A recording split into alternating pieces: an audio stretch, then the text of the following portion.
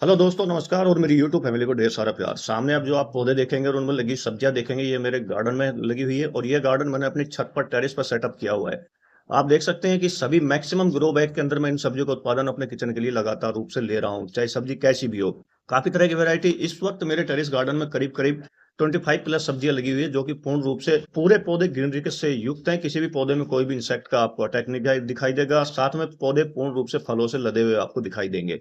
अब यहाँ पर जिन्होंने भी अपना वेजिटेबल गार्डन सेटअप किया हुआ है, चाहे वो जमीन पर कर रखा हो, चाहे टेरिस पे कर रखा हो, चाहे जमीन में फल उगा रहे हो, सब्जियां उगा रहे हो, या आप टेरिस पे ग्रो बैग के अंदर उगा रहे हो, गमलों में उगा रहे हो, या कैरेट में उगा रहे हो, उन सब के लिए आज का वीडियो काफी ज्यादा फायदेमंद साबित होने वाला है। क्योंकि आज की वीडियो के अंदर मैं आपको कुछ चंदे के फर्टिलाइजर है जो बताने वाला हूं, जो कि ऑर्गेनिक रूप से मैं अपने प्लांट पर अप्लाई करता हूं, जिनका रिजल्ट मुझे बहुत ही बेस्ट देखने को मिलता है और लगातार कंटिन्यू हार्वेस्टिंग मुझे अपने गार्डन से मिलती रहती है। क्योंकि मेरी यूट्यूब फैमिली और मेरी अदर ऑडियंस की तरफ से काफी कमेंट ऐसे आए हैं, उन्होंने पूछा है कि आप अपने प्लांट के अंदर इन पौधों में ऐसा कौन सा फर्टिलाइजर डालते हैं जिसकी वजह से आपके पौधे पूर्ण रूप से हरे भरे ग्रीनरी से युक्त और समय पर बहुत ही अच्छा उत्पादन देते हैं आपको। आज की वीडियो में आपको 4 ऐसे फर्टिलाइजर बताने वाला हूं जो कि पूर्ण रूप से ऑर्गेनिक है, जिनका इस्तेमाल करने से आप देख सकते हैं पत्ते कितने हेल्दी हैं, बेल कितनी बढ़िया रूप में आगे बढ़ रही है और समय पर मुझे एक बहुत अच्छा प्रोडक्शन देती है। तो जुड़े रहेगा दोस्तों, वीडियो पूरी जानकारी से युक्त है। मैं हूं मनदीप और आप देख रहे हैं organic kitchen garden on terrace. मेरे यूट्यूब चैनल पर आपका हार्दिक अभिनंदन है और उम्मीद करता हूं जो वीडियो बना रहा हूं आपको काफी पसंद आ रहा होंगे। तो वीडियो को लाइक करें, ज्यादा शेयर करें और कमेंट करते हो। जो मेरे नए व्यूअर्स है, फर्स्ट टाइम मुझे वॉच कर रहे हो तो सब्सक्राइब कर ही लें। तो हमें जानकारी को आगे बढ़ाते हैं दोस्तों, सबसे पहला फर्टिलाइजर मैं आपको बताना चाहूंगा। देखिए, ये है, ये जो फर्टिलाइजर आप देख रहे हैं, ये जो खाद आप देख रहे हैं, ये बहुत ही अच्छा हमारे पौधों के लिए। इसमें नाइट्रोजन मिल जाता है, फास्फोरस मिलता है, पोटेशियम मिलता है, जो कि करीब करीब 3-2-1 के रेशो के अंदर हमारे प्लांट को मिलना शुरू हो जाता है, जो कि पौधों की वृद्धि के लिए बहुत ही आवश्यक है। और ये धीरे धीरे मिट्टी के अंदर मिलता है, घुलता है और बहुत धीरे धीरे स्लो उसमें रिलीज होता है, ताकि पौधे को लंबे समय के लिए बहुत ही अच्छा न्यूट्रिशन लगातार रूप से मिलता रहे। इसी के साथ ये क्या काम करता है, मिट्टी की जो बनावट टेक्सचर होती है उसको सुधारता है, छिद्रपूर्ण बनाता है, मिट्टी को हल्का बनाता है, उपजाऊ बनाता है, उसको बंजर होने से रोकता है। ये हवा और पानी का जो संचार होता है, इससे बहुत बढ़िया होता है। मिट्टी हमारी जो होती है भुरभुरी बनी रहती है। साथ में ये जल धारण की जो क्षमता है उसको बढ़ाता है। मिट्टी के अंदर नमी को बनाए रखने की क्षमता को ज्यादा बढ़ाता है, जिससे गर्मियों में हमें पानी बार बार देने की रिक्वायरमेंट बहुत ही कम पड़ती है। इसमें मौजूद लाभकारी बैक्टीरिया जो होते हैं, वो मिट्टी को बहुत ज्यादा उपजाऊ बनाते हैं और पोषक तत्वों को बहुत ज्यादा सुलभ बनाते हैं। यह है दोस्तों गोबर। गोबर आप कोई सा भी ले सकते हैं, चाहे गाय का गोबर हो, चाहे भैंस का गोबर हो, कोई सा भी आप गोबर ले सकते हैं। दोनों गोबर के अंदर वही पावरफुल होती है, वही चीजें होती है, नाइट्रोजन इन सब की मात्रा। अब आपको ध्यान ये रखना चाहिए होता है कि हमें इसको प्लांट पर कब कब अप्लाई करना चाहिए होता है। एक तो जब हम मिट्टी बनाते हैं उस वक्त इसका इस्तेमाल करते हैं। उस वक्त जैसे मैं मिट्टी को बनाता हूँ तो मैं 50% करीब मिट्टी लेता हूँ, 30% इसको काउडंग को यूज में लेता हूँ, जो कि फुली डिकम्पोज होता है। इसके अलावा जब हमारा बेबी प्लांट थोड़ा बढ़ना शुरू होता है, आगे बढ़ना शुरू होता है, तो जब करीब करीब 30 दिन से ऊपर या 40 दिन के करीब हो जाता है, तब हमें करीब करीब हर पौधे के अंदर, अगर आपने 12x12 के जो ग्रो बैग उसमें लगा रखा है, जैसे ये पौधा लगा हुआ है बैंगन का, तो इसमें करीब करीब 30 से 40 ग्राम के करीब आपने अप्लाई कर देना। इस तरह के बड़े पोट होते हैं तो इसमें थोड़ा ज्यादा मात्रा में लगता है। इसमें ध्यान रखना, ये जो आप देख रहे हैं ये हाफ डिकम्पोज है, और ये नीचे देखिए बाकेट के अंदर ये फुली डिकम्पोज है। फुली डिकम्पोज की पहचान क्या होती है कि हल्का हल्का ब्लैक कलर का होना शुरू हो जाता है। ये आपको ब्राउन कलर के अंदर मिलेगा। ये जब हम डालते हैं मिट्टी के अंदर, जब मिट्टी बनाते हैं उस वक्त हम इसको डाल सकते हैं, क्योंकि उस वक्त मिट्टी बनाने के बाद हम करीब करीब 10-15 दिन मिट्टी को रखते हैं, तो ये क्या है कि इसकी डिकम्पोजिंग की प्रक्रिया शुरू हो जाती है। लेकिन इसको जब हम इस अवस्था के अंदर डालते हैं तो क्या होता है कि रूट्स के अंदर फंगस लगने की संभावना बन जाती है, क्योंकि ये हाफ डिकम्पोज होता है। हाफ डिकम्पोज चीज जब इसमें डालेंगे, जब फुली डिकम्पोज की प्रक्रिया शुरू होगी, तो क्या है, रूट्स के अंदर फंगस लाने की संभावना बना देती है, जिससे कि हमारा इतना मैच्योर पौधा जो हो चुका है उसके डेड होने की संभावना बन जाती है। तो इस तरह के जो मैच्योर पौधे होते हैं उसके अंदर फुली डिकम्पोज जो हो जाता है, काउडंग या भैंस का जो गोबर है आपके पास जो भी अवेलेबल हो, उसको इस्तेमाल करें, जो कि ब्लैक कलर में होना शुरू हो जाता है। सेकंड जो मैं डालता हूँ दोस्तों, इसके अंदर ये देखिए जो आपको दिखाई दे रहा है डब्बे के अंदर, यह भी हमारे पौधे में काफी ज्यादा अच्छी मात्रा के अंदर न्यूट्रिशन देता है, जिसके अंदर फास्फोरस हो जाता है, पोटेशियम हो जाता है, नाइट्रोजन हो जाता है, जो कि हमारे पौधे की अच्छी ग्रोथ के लिए बहुत जरूरी होता है। यह मिट्टी को में लंबे समय तक नमी बना कर रखता है, जो कि जिससे कि पौधों को बार बार पानी देने की बिल्कुल जरूरत नहीं पड़ती। साथ ही मिट्टी को भुरभुरी बनाता है, हवादार बनाता है, हवा का संचार अच्छा होता है। इसके जो नियमित जब हम इसको उपयोग में लेकर आते हैं पौधों पर, तो पौधों की जो रोग प्रतिरोधक क्षमता जो होती है वह बढ़ती है। साथ ही हानिकारक कीटों का भी खतरा कम होता है। अब मैंने कहा नियमित उपयोग का मतलब ये नहीं कि डेली आप जब पानी डालो तभी इसको डाल दो, नहीं।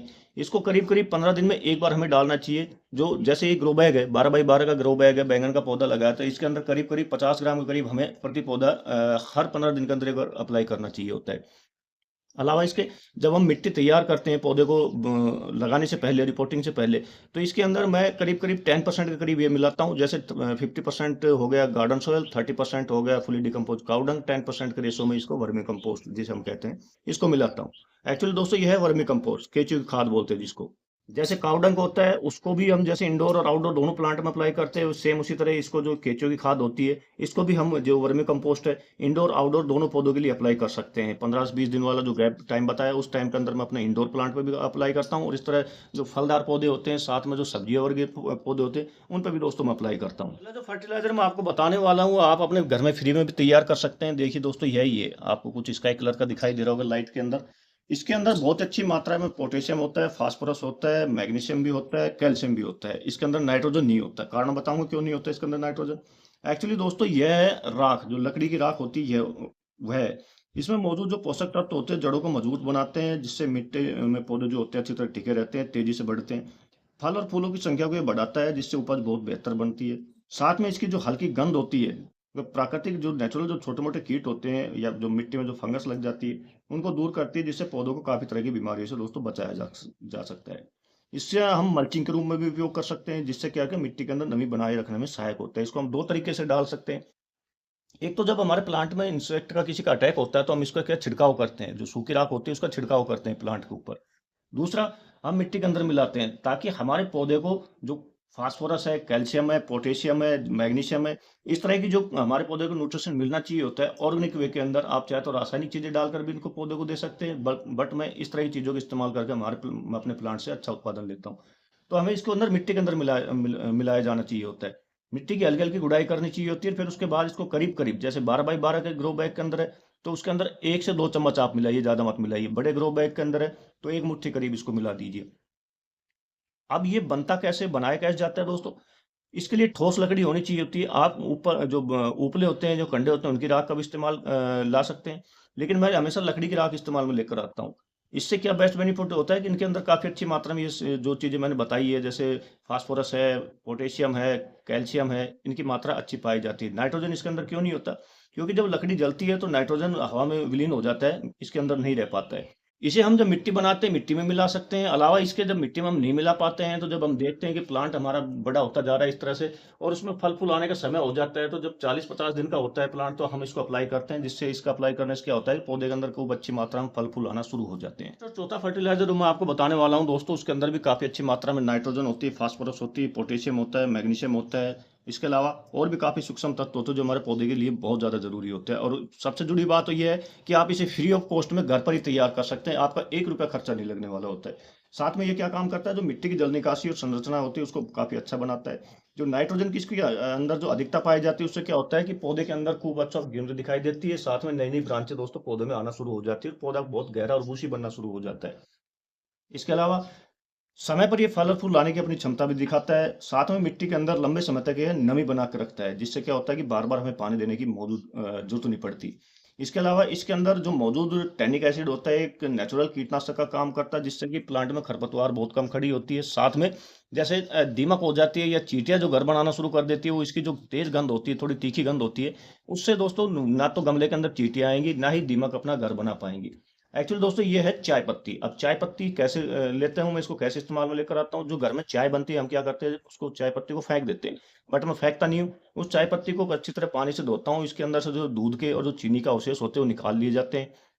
वो हटने के बाद इसको पूर्ण रूप से धूप में सुखाया जाता है। फिर इससे दो तरह का फर्टिलाइजर बनाया जाता है। एक तो पाउडर फॉर्म में जो कि आप देख रहे हैं, और एक होता है लिक्विड फॉर्म में। लिक्विड फॉर्म में कैसे बनाया जाता है कि जितनी भी चाय पत्ती होती है इससे डबल पानी के अंदर इसको भिगो दिया जाता है। भिगोने के बाद करीब करीब 48 घंटे रखने के बाद उसको अलग निकाल लिया जाता है। फिर चाय पत्ती को दोबारा सुखा दिया जाता है। चाय पत्ती सूखने के बाद हम इसे पाउडर फॉर्म के अंदर इस्तेमाल में लेकर आते हैं। दोनों ही कंडीशन के अंदर हमारे प्लांट के लिए बहुत ही बेहतर और अच्छा रिजल्ट देने वाला साबित होता है। अगर समय पर हम इन 4 फर्टिलाइजर का उपयोग अपने प्लांट पर करते हैं तो अपने प्लांट इतने गहरे, बूसी और समय पर हमें एक अच्छा उत्पादन देने की अपनी क्षमता को दिखाते हैं। तो वीडियो कैसा लगा दोस्तों, कमेंट करके जरूर बताइएगा। पसंद आने पर ज्यादा ज्यादा शेयर कीजिएगा। जो मेरे नए व्यूअर्स है, फर्स्ट टाइम मुझे वॉच कर रहे हो तो सब्सक्राइब कर ही दीजिएगा। मिलते हैं आपसे नेक्स्ट वीडियो में नई जानकारी के साथ। तब तक के लिए आप सबको जय हिंद, जय भारत दोस्तों।